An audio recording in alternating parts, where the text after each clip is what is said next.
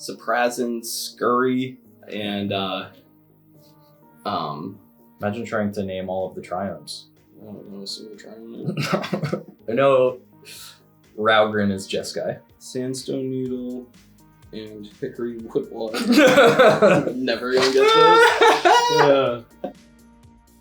Hey everybody, welcome back to the Bulkhead. I'm Kale. I'm Brett. Today we're going to be talking about a bunch of different underplayed cards. They're actually 0% played on EDH Rec, and we think that that's absolutely criminal. The other piece is that they're also budget. I think all of them are at least under $5. And these sort of like aren't necessarily the most like CEDH power level staples, but they are like plenty powerful for a variety of different decks. They do like cool, interesting stuff. What did we decide they were in terms of like level of like 1 to 10 in terms of power? We were thinking that it would be around a power level 8, not going infinite combos, but trying to compete, definitely trying to win. Then we're saying 9 is infinite combos and 10 would be CDH. So not the top of the heap, but definitely worthy inclusions to a bunch of your different decks. There's a lot of really interesting, cool effects in these cards, and we're gonna jump right into it now. The first card is going to be Kamal, Heart of Krosa. So one of the reasons this card is on this list is because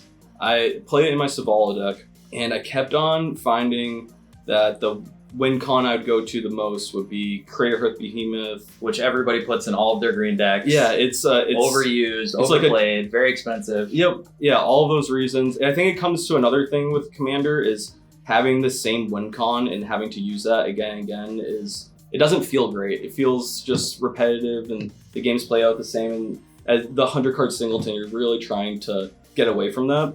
So I think this is a great option. It's $1.50 on TCG. Craterhoof's like almost, I want to say it's like 40 or 50 right now. Yeah, it goes up and down and mostly up. Yeah, exactly. It's more fair. I think waiting until combat, it gives your opponents to interact with it.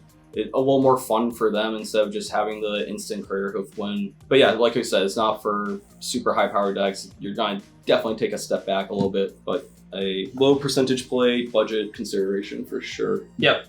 It also has additional utility. If you just cast it and it sits around for 3 turns, it can still make your little 1/1s pop in and slam for massive damage. Or actually, that is a great point. Like those other creatures, like Craterhoof and the Endrace Forerunners, they need other creatures. You're not going to play a Craterhoof on an empty board and win with just the Craterhoof. This, though, you can play this and then make your army out of it. It can kind of win the game at a slower rate. More fun for everyone, I think. Yeah. We're going for interactivity. yeah. We like to mess with each other and actually play interactive games. Next card is Parallax Wave. A lot of cool different things that you can do with Parallax Wave. I believe you have Parallax Wave in your Atraxa deck. Yep, sure do. And obviously Atraxa, a lot about counters, proliferation, means that you can continue to put counters on Parallax Wave and it never leaves the battlefield. So you just get to eat a bunch of different creatures basically for free. It's kind of like having Wrath of God on the table, like just constantly. And it really is a great deterrent for people playing huge things. Until someone answers it and you just keep on stacking counters on it, no one's going to really play creatures. You're going to get like a good board control going, really. And there's a couple cards. It's like a Parallax cycle. There's Parallax Nexus, which is black, and you remove the counter and card player discards a card. And then there's Parallax Tide, which is the super evil one. It's blue. Remove a counter and you remove target land from the game. So yeah. I don't play either of those. In our play group, we don't really do land destruction. So definitely stay away from that one for myself. But I could see both of those just being absolutely devastating, especially Parallax Tide. Yes. And they're both 0% played under $1. Yep. And really incredible card. I mean, the other thing that you can do, obviously, with Parallax Wave is trigger enters the battlefield abilities. So if you're playing something like a Yorion deck or any sort of blink deck that has white in it. No, not Yarok. Can't play it in Yarok.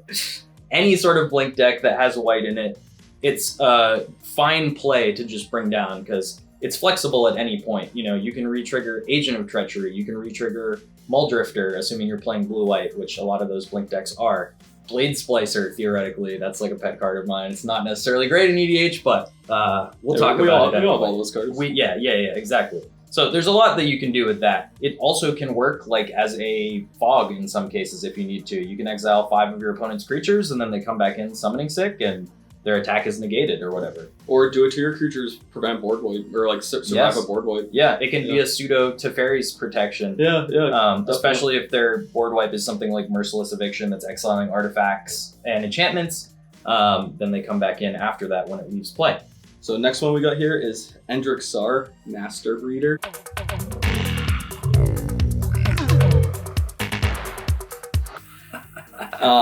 So this one is in here. It seems like it should go in any token deck that has black in it. It's in my Chatterfang token deck, which is like a aristocrat token deck, and it's one of the strongest cards. It blows my mind that it's a 0% played card. And it's so splashy and cool too. You know, like you play a 6-mana spell, you get 6 1/1s. Like, it just feels like it's a really like snowbally card, and allows you to sort of like storm off, especially in an aristocrat style deck where you're like sack, cast, sack. Have a Goblin Bombardment ready to go, ping. Like you'll never have to sacrifice this in the right kind of deck.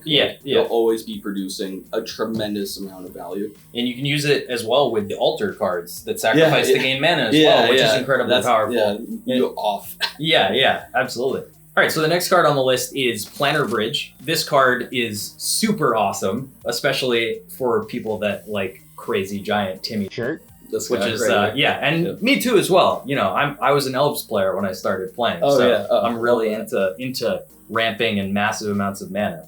So basically, like what you're trying to do with this card is essentially get enough mana into play so that you can activate it every turn. You also want to be able to get massive creatures like Blightsteel Colossus. But you could also do it at the end of turn. Yeah, the instant speed nature of this, the fact that it's not sorcery speed, means when you have this in play, you pass the turn and everybody has to say, like, what could he flash out at any point? Which I also argue is better than actually having that card that you would get on the battlefield. Because this to people is going to be very unassuming. It could be any card, but it could also be like a janky mess, right? Like, no one's going to actually know, and it's going to be very unassuming. No one's going to waste something on this versus something that's going to kill them, right? Yes. So you get to sort of like sit back and play your game and just sort of like be on the sidelines, and if somebody looks at you the wrong way, you can say, listen, I have 8 mana up, I have a Planar Bridge in play, do you really want to mess with me? Do you want to find out what happens? Yeah, exactly. Part of this is basically like you're demonic tutoring with bonus every turn. It obviously costs 8 mana, so if you're getting anything that is 6 or more, it's net value. And then the other thing that you can do is, obviously it's an activated ability. We talk about Lithoform Engine a lot. We'll probably talk about it more at some point. Lithoform Engine is something that works really great with Planar Bridge because it lets you copy that activated ability, and you can really start to get some amazingly disgusting combos into play very quickly once you have enough mana. Even new cards like Tezzeret Betrayer of Flesh from Kamigawa and Yuan Dynasty, which reduces the activated ability cost of an artifact by 2 once per turn. That could be a good combo. Reducing 8 down to 6, very meaningful. Anytime you can cheat on mana is just excellent. Yeah. Plus you can curve Tezzeret into something else, into Bridge, and then the next turn activate it and do something else. And if you like doing giant cool stuff, this is a absolute must. Like Windmill Slam, it's cheap, it's underplayed, and it's very fun. I want to live that life. Yeah, great. Yes, you do. Great. Our next cards is a cycle. It's a cycle of lands from Arcane Mass called Depletion Lands. We have Hickory Woodlot, Sandstone Needle, Suprazin Scary, Remote Farm, and Peat Bog. So what these lands do, they're going to come in with 2 depletion counters on them, tapped, and then you'll tap them, remove a depletion counter, and get 2 color mana, and then when there's no depletion counters on them, you sack them. So my argument for these lands is, I'm not too worried about the green one. I think green obviously has tremendous ways to ramp. It doesn't really need any help anywhere. But if you're playing monocolor decks, besides green, I think could use these. It's almost like having an Ancient Tomb. Obviously not nearly as good as Ancient Tomb, but Ancient Tomb expensive, colorless, costs life. You know, there's trade-offs. It's not just strictly worse. Yeah, all these under $1, like very, very cheap lands. But if you can find a way to put counters on them, I think they arguably become better than Ancient Tomb. Yes, and if not better, maybe just more fun. Yeah, definitely at the very more fun. least. Definitely more fun. The tension of like, am I going to run out of depletion counters? Can I cast my spells? You know, etc. It's a real thing. I actually played a game last night where they're my Atraxa deck, and on turn 2, I had one of these lands. I had to decide if I really was going to cast a 2-drop, lose 1 mana on it, but then have it just that 1 counter and probably have to hold it until Atraxa comes down. Yes. Because I can't lose that land without Yeah. proliferating. Yeah. It makes the game definitely more interesting just within your lands. Yep. It's literally a 2 mana acceleration, which is what it's doing. Yeah, which we see a lot in black, but we don't necessarily see a lot in blue or white in the same way. Which definitely could use it. Yep, right? Absolutely. Try and keep up with green. Give white anything. I mean, blue's in an okay space. Yeah, but white give white anything that it needs.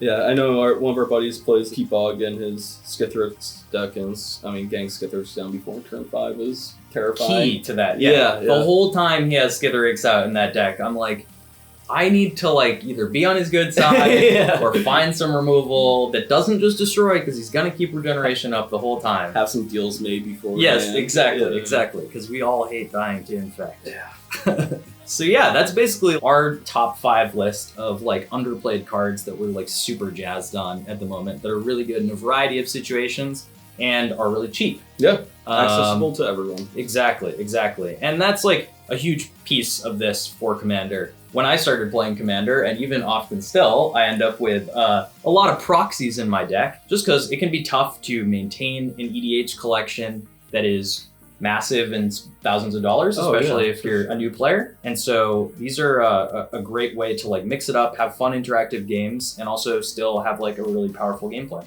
Yep, 100% agree. Thanks for joining us, everybody. We'll see you next time. Till next time.